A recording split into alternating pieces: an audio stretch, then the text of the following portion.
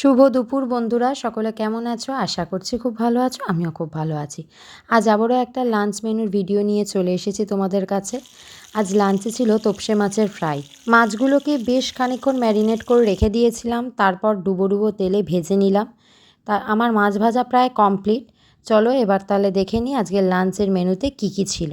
আজকের লাঞ্চ মেনুতে ছিল সাদা ভাত, লেবু, তোপসে মাছের ফ্রাই, আর ছিল হচ্ছে চিচিঙ্গে আলু পেঁয়াজ দিয়ে একটা মাখো মাখো করে তরকারি, আর ছিল মুগের ডাল। আজকে এটুকুই লাঞ্চে ছিল, খুব হালকা লাঞ্চ।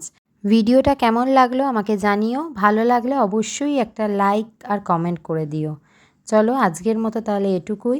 আবারও দেখা হবে পরের কোনো ভিডিওতে। সবাই ভালো থেকো, সুস্থ থেকো, সাবধানে থেকো। টাটা।